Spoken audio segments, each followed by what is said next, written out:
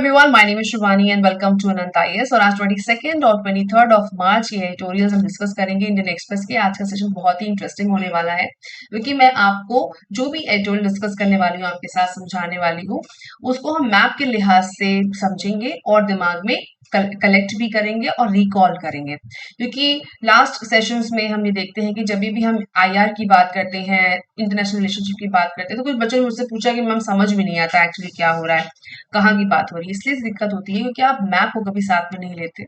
इन बच्चों के लिए जो मैप की प्रैक्टिस नहीं करते हैं, सिर्फ किताबों से रट रहे हैं। यकीन मानिए, अगर आप स्टेट की तैयारी भी करते हैं, यूपी पीसीएस नहीं भी दे रहे हैं, तो भी अगर आप ज्योग्राफी के लिहाज से तैयारी करेंगे, चाहे वो आपका इको हो, चाहे वो आपका हिस्ट्री हो, सब्जेक्ट जो भी हो आपका, अगर आप मैप और ज्योग्राफी को दिमाग में रखते हैं तो कभी भी धोखा नहीं खाएंगे। तो इसलिए हमेशा कोशिश करिए जब भी आप पढ़ें तो आपको मैप को दिमाग में रखें। तो आज के जो दो बड़े आर्टिकल्स हैं वो जियो पॉलिटिकल इंस्टांसेस को लेकर के या स्ट्रेटजीज को लेकर के हैं, तो इसलिए मैप दिखाना जरूरी है।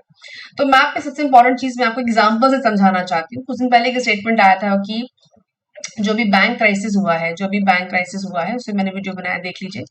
तो जो बैंक क्राइसिस हुआ है वो अटलांटिक ओशन के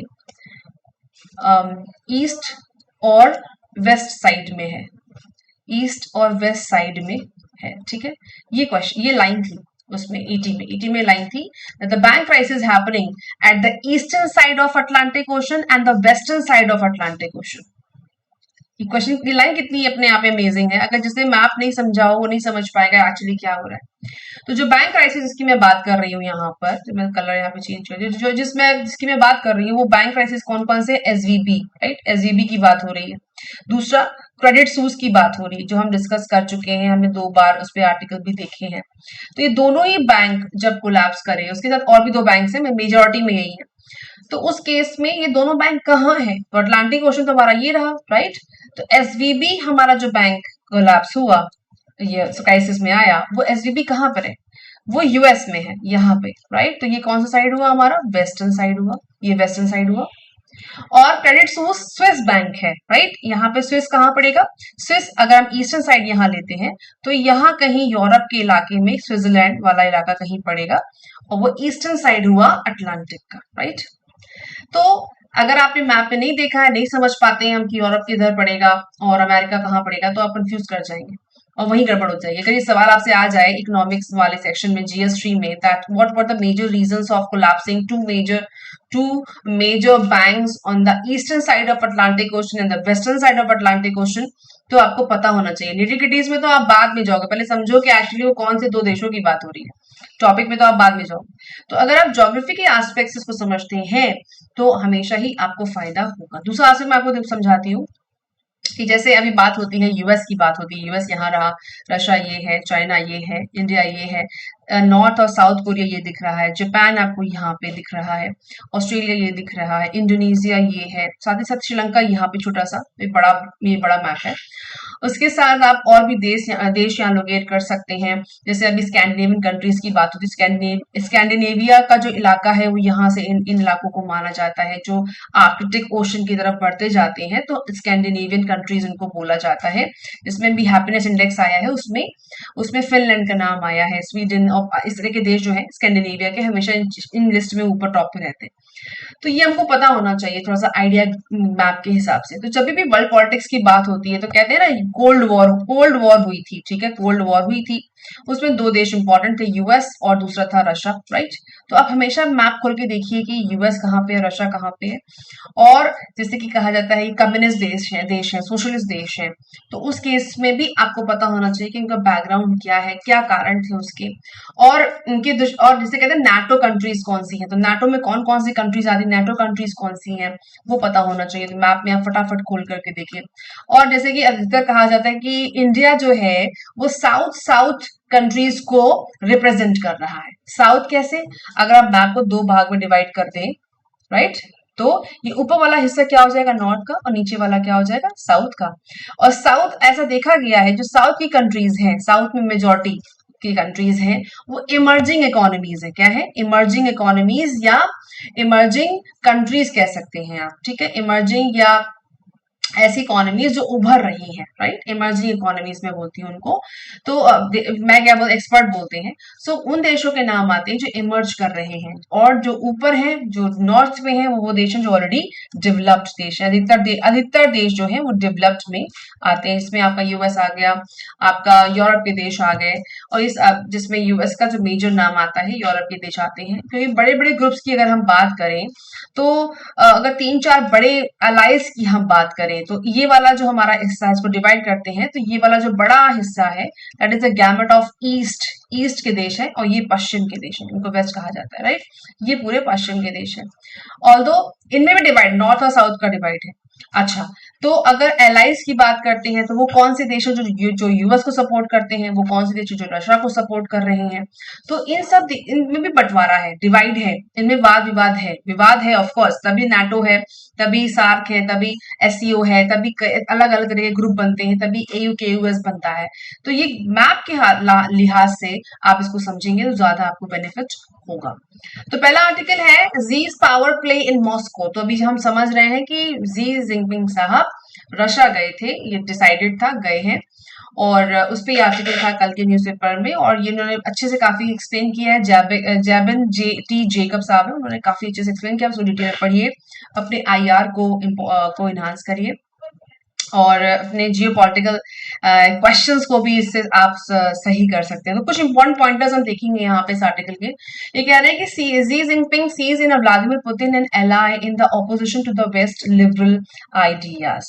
तो ये कहना क्या चाह रहे हैं, जो जी जिनपिंग साहब की जो फिलोसफी अभी चल रही है वो ये है कि वेस्ट के जो लिबरल आइडियाज हैं, जिसके हिसाब से वो लोग जो कैपिटलिस्ट अप्रोच कहना चाहिए, जो लिबरल आइडियाज है, लिबरल देश है, तो उनको मात देने के लिए एक यूएस लेड ग्लोबल ऑर्डर जो है उसको डिफेंस में है, या उनको मात देने के लिए, या उनको ऑपोजिशन में लाने के लिए ये एक स्ट्रैटेजी है चाइना की रशिया से मिलने की, वो तो सब जान रहे हैं। Now, while the Chinese are no doubt calculating the cost of Russia's action to themselves, Beijing is unlikely to wait a quick end to the war in Ukraine। और साथ ही साथ ये जो घटना घट रही है जहाँ पे चाइना सीधे सीधे सपोर्ट कर रहा है रशिया को, उसके लिए कॉस्ट भी हो सकती है, एक कैलकुलेटिव कॉस्ट भी हो सकती है। कॉस्ट का मतलब वॉर नहीं, कॉस्ट का मतलब आपकी ट्रेड को लेकर के, राइट। अगर आप रशिया से डायरेक्ट जुड़ेंगे तो हो सकता है कल को आपसे भी कोई ट्रेड करने ना आए, आपके बड़े सैंक्शंस लग जाएं, उस कॉस्ट की बात हो रही है। तो कॉस्ट आपको एक पे करनी पड़ सकती है रशिया को। साथ ही साथ रशिया ये भी नहीं चाहता, लेकिन सॉरी बीजिंग को एक कॉस्ट पे करनी पड़ सकती है। और बीजिंग ये भी नहीं चाहता, unlikely to want a quick end to the war, लेकिन वो इतना शातिर देश है, हम जैसे एक्सपीरियंस करते आए हैं भारत के लिए, कि वो वॉर को जल्दी खत्म होने भी नहीं देना चाहता है। अच्छा, इस तरह के जो आर्टिकल होते हैं यूपीएससी में, कभी भी आपको एक्सट्रीमिस्ट पोजीशन पे ना जाकर के अपनी ओपिनियन लिखनी है साधारण भाषा में। ये तो सब समझाने के लिए एक्सपर्ट्स लिख देते हैं।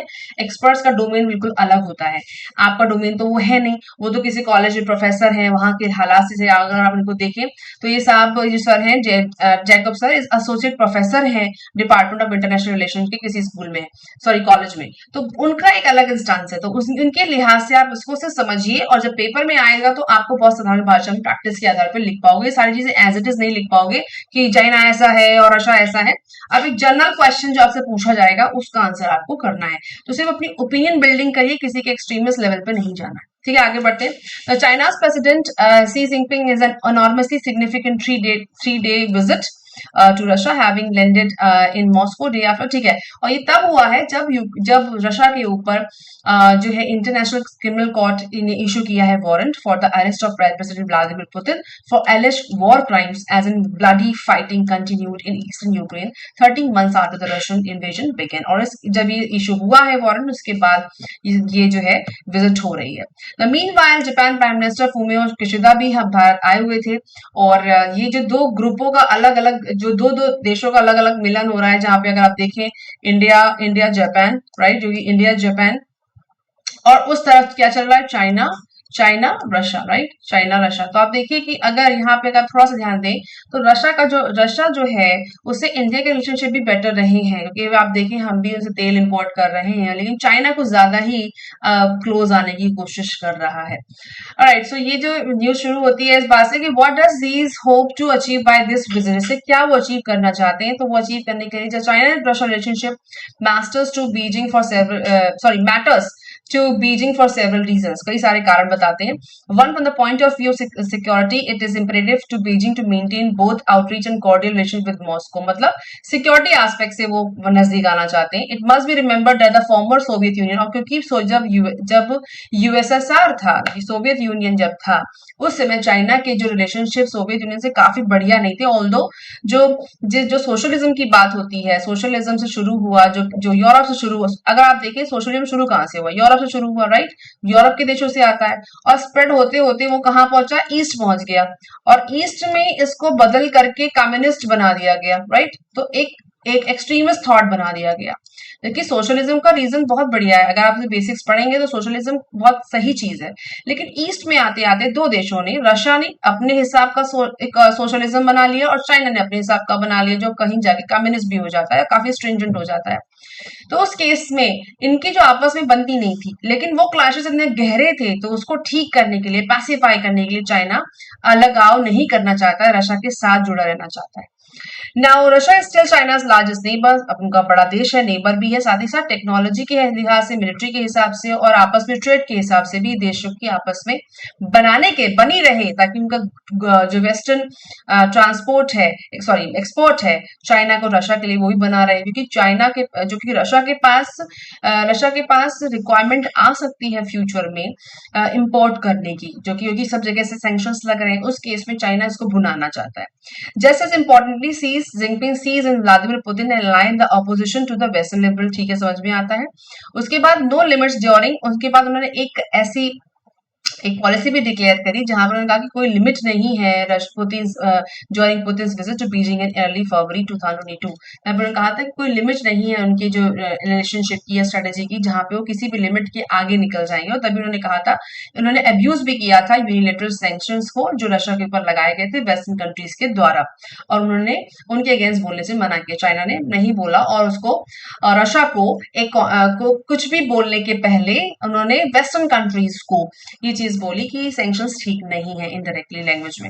Now, the same Chinese statement issued by their foreign ministry on March 20 also declared China will uphold an objective and fair position in the Ukraine crisis and play a constructive role in promoting talks for peace. ठीक है, और इसके साथ ही साथ वो एक शांति वार्ता की बात कर रहे हैं, जहाँ पे यूक्रेन क्राइसिस के ऊपर चाइना के जो पहले भी फॉरेन मिनिस्टर थे, और वो दी साहब भी कह रहे हैं कि ठीक है, नहीं होना चाहिए, वो एक पीस टॉक की तरह उभरना चाह रहे हैं, जिसमें हमको सऊदी, याद रखिएगा सऊदी, और साथ ही साथ ईरान का जो बीच में पीस पैक्ट कराया है चाइना ने, उसको भूलना नहीं चाहिए, क्योंकि ऑलरेडी आपस में इनकी बनती नहीं है, इन देशों की, सऊदी और ईरान की बीच में कई क्लैशेस भी हुए हैं.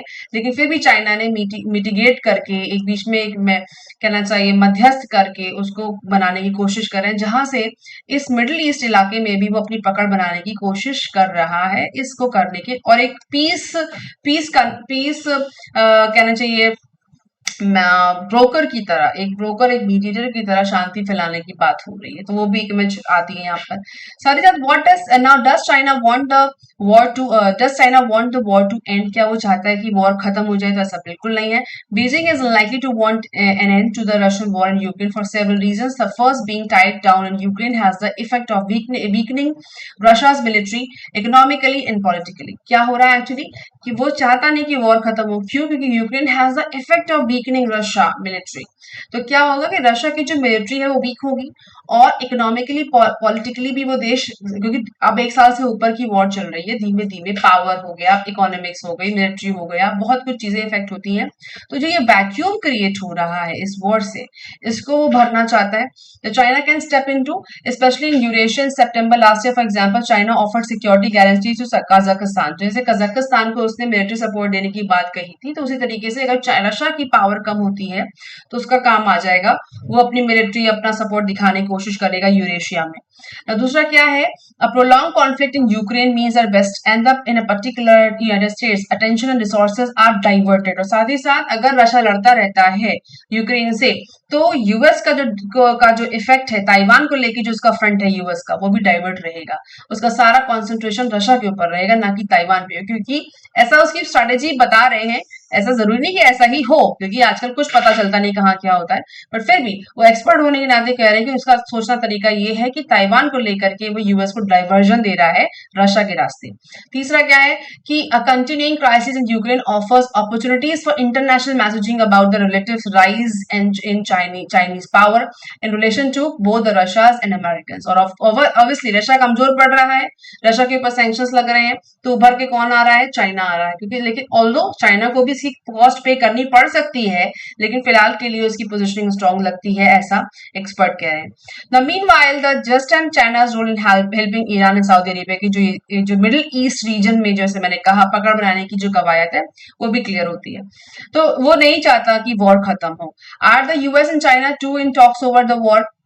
There is no doubt that Washington and Beijing have a conversation ongoing about the conflict in Ukraine, but it is unlikely that they can come to any sort of meeting ground in the foreseeable future. Although Ukraine को लेकर के China और US के बीच में बात हो रही है, लेकिन कोई ग्राउंड आता दिखता नहीं है, और क्या आएगा इसका भी कोई पक्का इरादा नहीं है। अब तो बिल्कुल नहीं लग रहा, क्योंकि विजिट कर रहा है रशिया के ऊपर सैंक्शंस लगे हैं, चाइना विजिट कर रहा है, इसका मतलब इसका मैसेज बिल्कुल अलग है। Now, these differences are ideological and deep-rooted, and the recent American shooting down of Chinese surveillance balloon, और वैसे भी surveillance balloon की कहानी भी चली चुकी है, तो एक नेगेटिव एस्पेक्ट ज्यादा दिखता है। Now, how does the war affect China? और इस जब वॉर खत्म नहीं होगी, इसका इफेक्ट क्या आएगा? इफेक्ट ये है कि western nations are also big markets for Chinese manufacturing and sources for high technology. से क्या होगा? स्पेशली कि the war certainly has cost for China. जब इसका इफेक्ट चाइना पे, पहला वो नेगेटिव इफेक्ट ये आएगा कि इसके ऊपर सैंक्शंस लग सकते हैं चाइना के ऊपर, और जो जहां इनका एक्सपोर्ट है वो कम हो सकता है। उसके साथ ही साथ when it is able to procure oil at deep discount from Russia, has had its own version of technological and self-reliance programs underway for decades. China is also able to use its economic influence to carry out trade. मतलब अब Russia को एक समय तक ही तो आप export कर पाओगे ना, और आपका जो पकड़ है ईरान को लेकर के भी, क्योंकि ईरान और रशिया दोनों ही ऐसे देश हैं जो फिलहाल यूएस की नजर से नेगेटिव हैं, और उनके ऊपर सैंक्शंस की बात है। ईरान के ऊपर भी सैंक्शंस है, ईरान पे भी यूएस की नेगेटिव निगाह है। तो उसके हिसाब से अगर ये चीज चलती रहती है तो चाइना के लिए स्कोप काफी कम है अपने ट्रेड को लेकर के।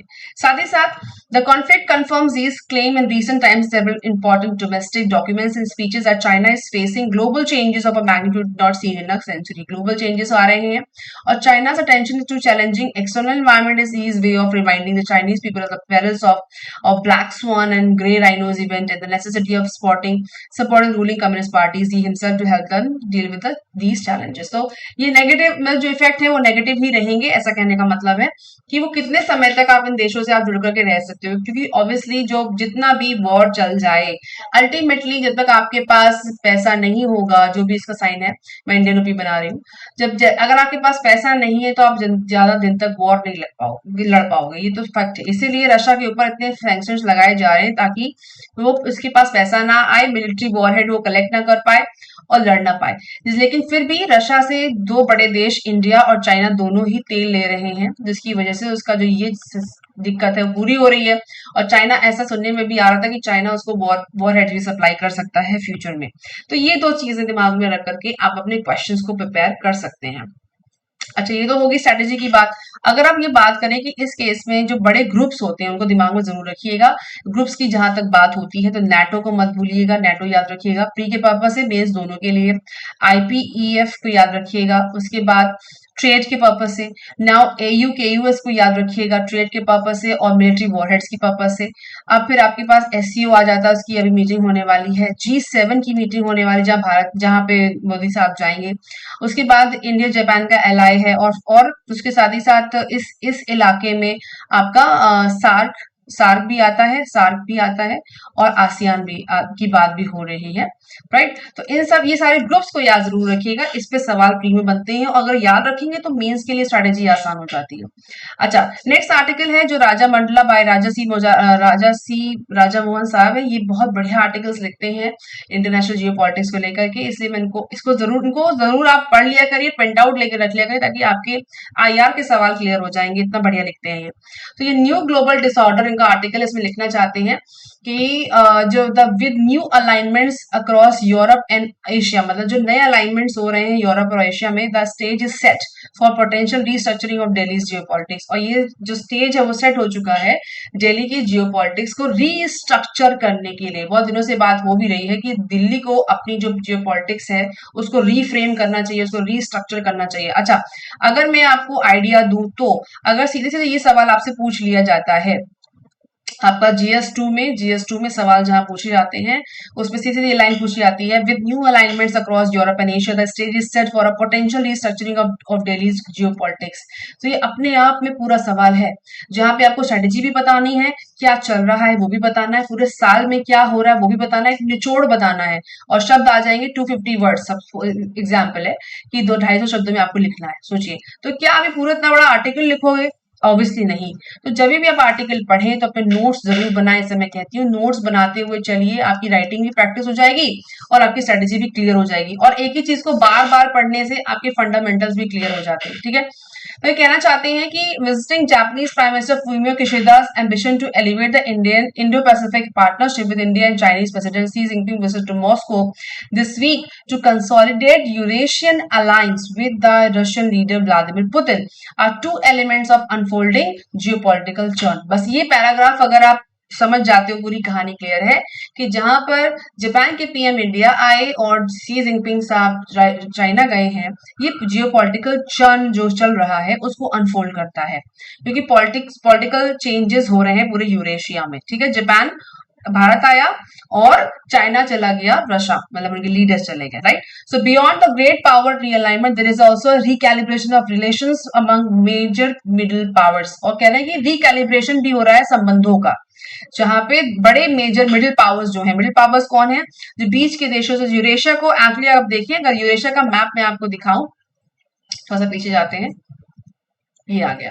तो यूरेशिया का जो मैप अगर आप ध्यान से देखें तो यूरेशिया क्या समझते हैं, हमारा यूरोप ये रहा और एशिया ये रहा, राइट। ठीक है, मिडिल ईस्ट को हटाते हैं, मिडिल ईस्ट नहीं है यहाँ पर, सिर्फ इतना पोर्शन ले लेते हैं, इतना पोर्शन जिसमें ये भी आता है, ये वाला पोर्शन, मिडिल ईस्ट को अलग से ले सकते हैं।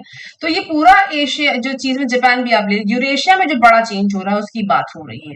ठीक है, तो जो इसको अलायंस की जो बात अभी चेंजेस हुए हैं उसको अनफोल्ड करता है। इसके बाद को कहते हैं, last week to the west of Asia India we saw the unveiling of a thaw that the long term time rivals Iran and Saudi Arabia का बीच में पीस पैक्ट हुआ। वो अब देखिए इसमें कई सारे पीस पैक्ट को बताया गया है। तो पहला पीस पैक्ट क्या हुआ, ईरान और सऊदी में हो गया बीजिंग की वजह से पीस पैक्ट। और less notice in India was even more consequential development to the east the first summit in nearly 12 years. इसमें वो कह रहे हैं कि इंडिया के लिए थोड़ा सा सेटबैक यहाँ पे रहा, क्योंकि बहुत सालों से इंडिया अपनी पोजीशन ठीक करना चाहता है मिडिल ईस्ट में, लेकिन बीजिंग कहीं ना कहीं उसको आगे करता हुआ दिखता है। उसके अलावा the two major global economies and neighbours South Korea और जापान में भी, मैंने आपको एक आर्टिकल आया था कि साउथ कोरिया और जापान में भी बैठक हुई है आपस में, और उनके संबंध भी ठीक होते समझ में आते हैं, जो वर्ल्ड वॉर 2 के बाद खराब हो गए थे वो भी ठीक होते दिखते हैं। तो दो चीजें बड़ी क्या हो रही है, लिखते जाते हैं पॉइंट वाइज। पहला पॉइंट ये है कि सऊदी, राइट, मैं सऊदी लिखती हूँ, सऊदिया और ईरान में संबंध ठीक हुए बीजिंग की वजह से। ठीक है, दूसरा क्या है कि साउथ कोरिया और जापान में भी बैठक हो रही है, तो हो सकता है उनके संबंध भी ठीक हो जाए। अच्छा, आप देखिए जियो पॉलिटिक्स में चीजें क्या अनफोल्ड हो रही है, जो दुश्मन देश है वो पास आ रहे हैं, राइट, यही वो कहना चाहते हैं। If the Saudi Iran entente was widely hailed as diplomatic triumph for Beijing was and a setback for Washington, ending the prolonged political chill between Seoul and Tokyo। ठीक है, इस भी वो क्लियर हो गया। उसके बाद US and a big loss for China. और जो ये चीजें हो रही हैं जहां पे साउथ कोरिया जापान से मिलना चाह रहा है, ठीक है, ये किसके लिए बुरा है, ये बुरा है चाइना के लिए। और सऊदी ईरान के संबंध ठीक हो रहे हैं, ये किसके लिए ठीक नहीं है, यूएस के लिए, क्योंकि ईरान को सऊदी है वो यूएस का एलाई माना जाता है, और ईरान के पास सैंक्शन लगाने वाला बड़ा देश यूएस है। तो दो बड़े ग्रुप, मतलब दो बड़े देश यूएस और चाइना के लिए चीजें ठीक नहीं है, वो ये कहना चाह रहे हैं। now which had been teasing South Korea away from the US and Japan in recent years. However, अभी कुछ देखने वाली बात है कि फिलीपींस के जो प्रेसिडेंट हैं बोंग मार्कोस, उनके ऊपर भी यूएस ने अपनी अपनी पॉलिसी के आधार पे संबंध ठीक करने की कोशिश करी है। तो दूसरी चीज ये है कि यूएस और फिलीपींस जो है उसमें बढ़त बढ़ाई जा रही है ताकि चाइना को एक काउंटर देने के लिए देशों में पकड़ बैठे। ठीक है, the equally interesting is the agreement between Germany and Japan last week to coordinate their policies on Russia and reduce their excessive dependence on China. और साथ ही साथ जर्मनी और जापान में भी संबंध ठीक हो रहे हैं ताकि उनकी डिपेंडेंसी चाइना के ऊपर खत्म हो जाए। ठीक है, तो फिर दूसरा क्या आया, जर्मनी और जापान के बीच में। तो देखिए कितने बड़े ट्रेड पैक्ट्स हो रहे हैं, अगर आप ऐसे लिखते जाएंगे नोट्स क्लियर हो जाएंगे। ट्रेड पैक्ट्स मतलब संबंध ठीक हो रहे हैं। Now if you thought Europe and Asia are twins for the shall never meet, अगर हम सोचते हैं कि यूरोप और एशिया कभी मिल नहीं सकते, तो सबसे बड़ी गलती हम कर रहे हैं जो देश सोचता है, क्योंकि बुरे समय में कुछ भी पॉसिबल है और जियोपॉलिटिक्स में कुछ भी हो सकता है। Now rapprochement could be seen as either tactical strategy, और टैक्टिकल स्ट्रेटेजी की तरह इसको हम देख सकते हैं, जहां पे सऊदी ईरान से मिल रहा है, साउथ कोरिया जापान से मिल रहा है, जर्मनी जापान से मिल रहा है। तो ये अपने आप में ये नया परिवर्तन है।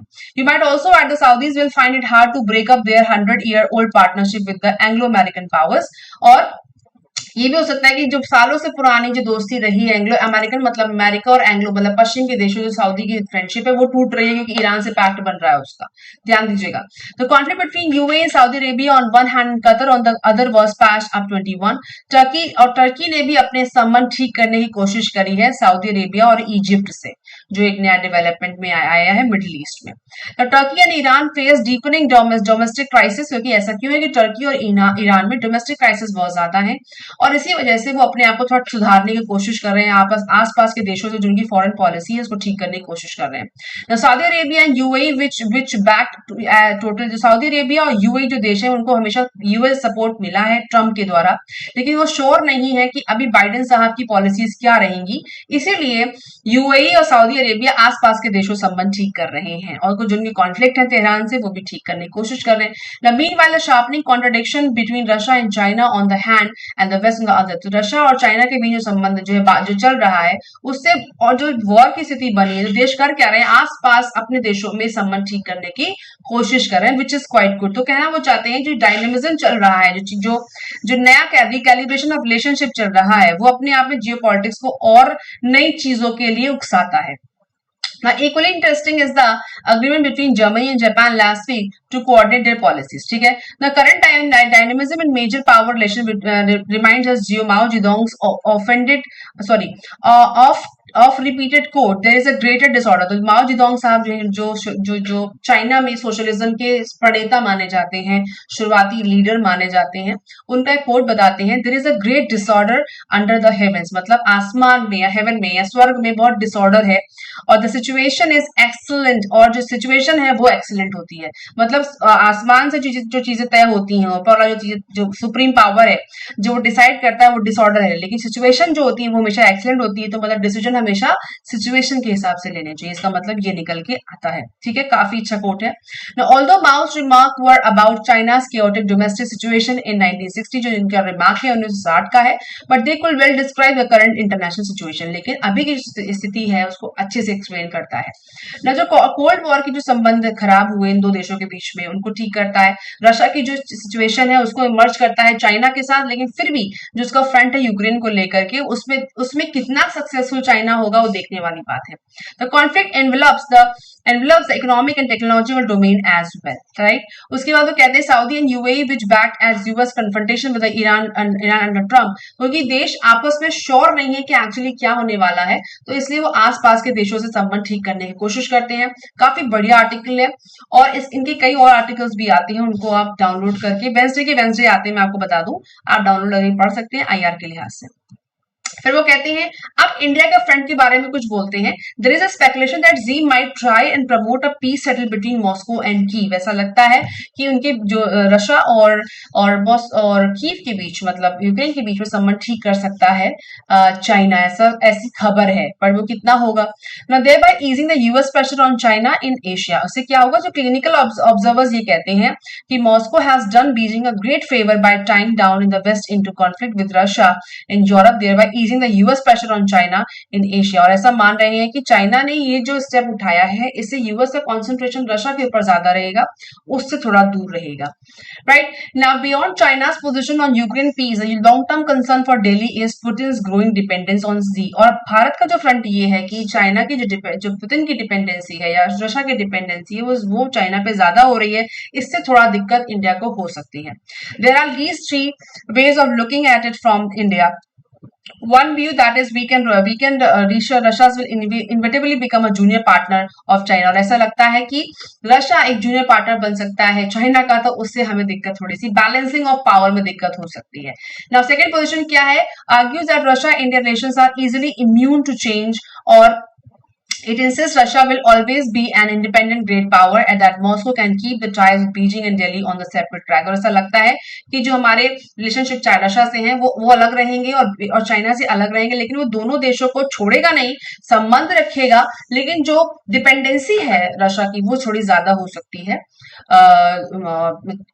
चाइना पे, right. In may Modi will travel, अब जो आने वाली जो चीजें वो ये है कि थर्ड व्यू ये कहता है कि जो साइनो रशियन पार्टनरशिप है would hedge against the world possible outcomes of Indian relation to China.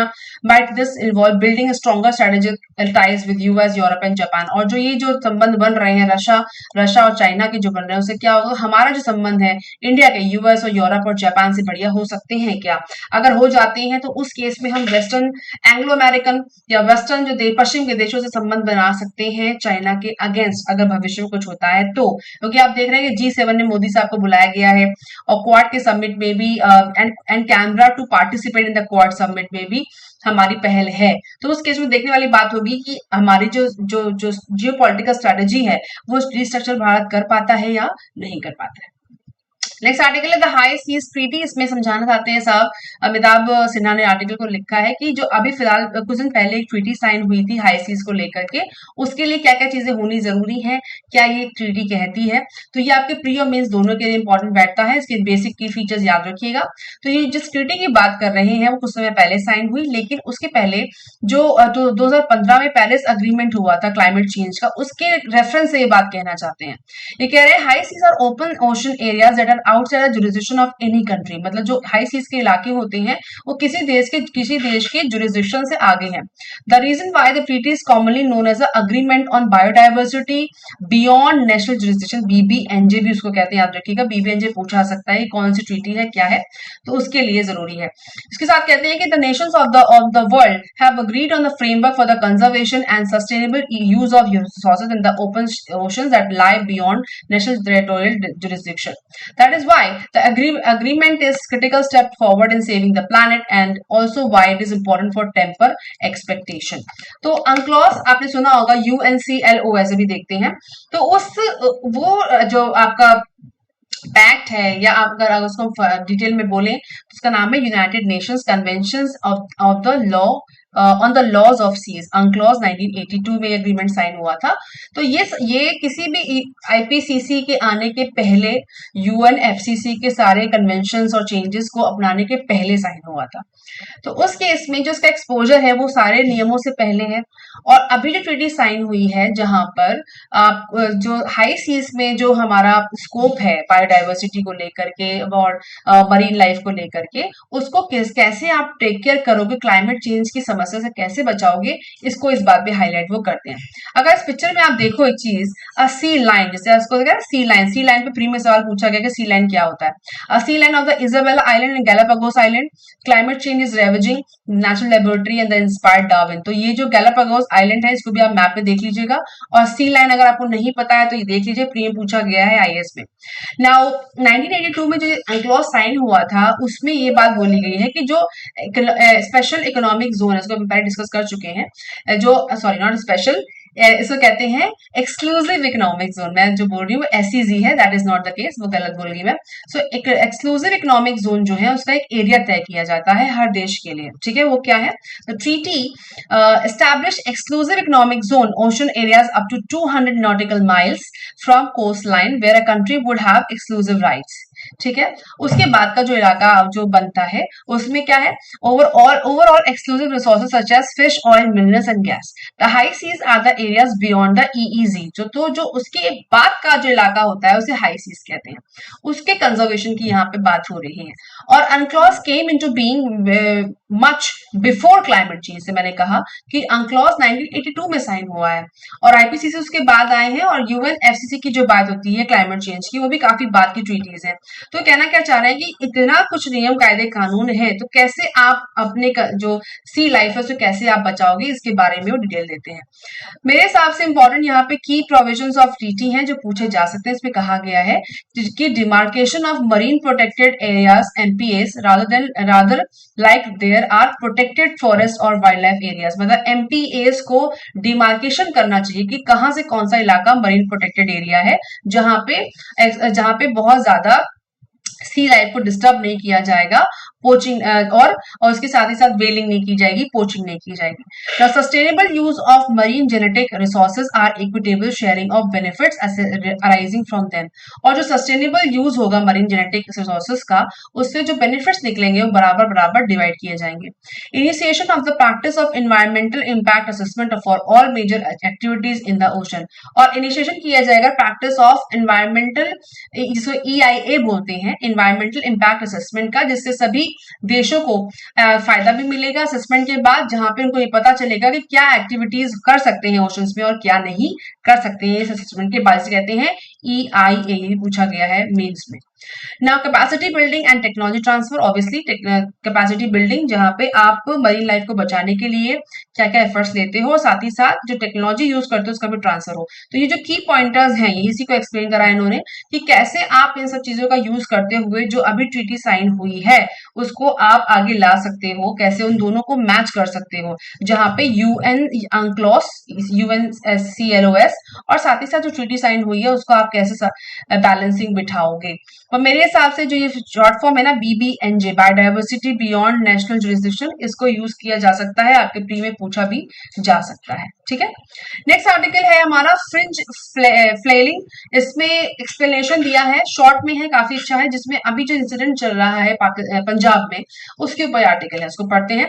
Obsession with the idea that was defeated long ago, seethes of margins of Sikh diaspora find little resonance in Punjab, जिसमें सबसे जो दिक्कत क्या है कि पंजाब में जो डिस्टर्बेंस शुरू हुआ सालों पहले खालिस्तान को लेकर के, वो अब कई देशों में जहां पे झंडे नीचे किए जा रहे हैं, सैन फ्रांसिस्को का नाम आया, ऑस्ट्रेलिया का नाम आया, यूएस का नाम आ रहा है, तो वो एक स्प्रेड कर रहा है। उसके लिए आर्टिकल ये लिखा गया है, the incident of denigration of Indian flag and vandalising of Indian diplomatic missions instigated by Khalistani activist and sympathizers in foreign capital says more than the Sikh diaspora or a small section of it than it does about Punjab. So Indian diaspora के ऊपर जो सवाल बनते हैं उसके ऊपर ये mains के पर्पस से काफी इंपॉर्टेंट है, याद रखिएगा। जो आर्टिकल आ रहे हैं उनको पढ़िए, अपने नोट्स बनाइए।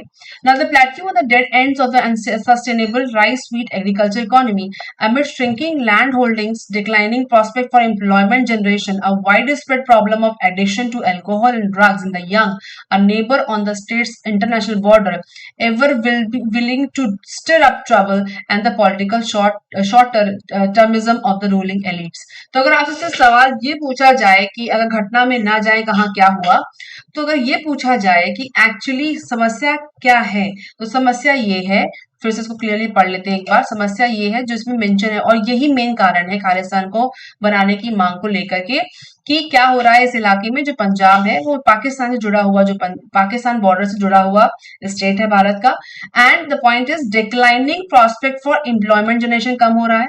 उसके साथ ही साथ widespread problem of addiction to alcohol और ड्रग्स का जो एडिक्शन उनके वहां के यूथ में बहुत ज्यादा है, इसके ऊपर मूवी भी आ चुकी है।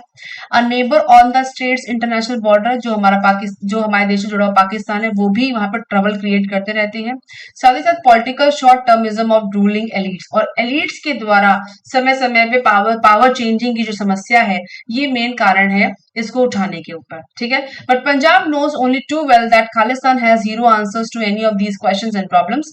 The people want no repeat of violence that raged in state 1980 में जो रेज हुआ था ब्लू स्टार को लेकर के, वो दोबारा रिपीट ना हो, वहां की जनता भी यही चाहती है।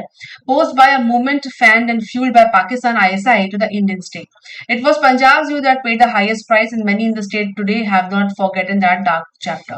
तो ये काफी डिटेल में नहीं है, अच्छा है, क्योंकि इसमें काफी चीजें पॉलिटिक्स से जुड़ी हुई हैं। तो अपने बेसिक्स को बिल्कुल क्लियर रखिएगा इंडियन डायस्पोरा के लिहाज से। इसको आप पढ़ करके नोट से बना सकते हैं। मैं इस आर्टिकल में जो मेन चीजें मैंने आपको बता दी कि अगर आपसे क्वेश्चन बनता है कि मेन कारण क्या है और भारत सरकार इसमें क्या कर सकती है, तो भारत सरकार के लिए इन्होंने ऑप्शन ये दिया है, एक और आर्टिकल था उसमें मेंशन किया है कि सेंट्रल गवर्नमेंट की जगह अगर आप स्टेट गवर्नमेंट इसको कंट्रोल करने की कोशिश करती है, जहां पे अमृतपाल का जो केस चल रहा है आजकल, तो अगर स्टेट गवर्नमेंट इसको कंट्रोल करती है तो कर सकती है, क्योंकि अल्टीमेटली तक स्टेट गवर्नमेंट इसको कंट्रोल नहीं करेगी, ये इस तरह के इंसिडेंट बढ़ते रहेंगे और खालिस्तान की रिक्वायरमेंट भी, जो मांग है, वो बढ़ती रहेगी। तो सेंट्रल गवर्नमेंट की बजाय स्टेट गवर्नमेंट इसको कंट्रोल कर सकती है, क्योंकि जो ये समस्याएं हैं ये वहां की सरकार स्टेट गवर्नमेंट ही सॉल्व करेगी, और अगर नहीं बनता है तो ये फिर स्प्रेड होता चला जाएगा।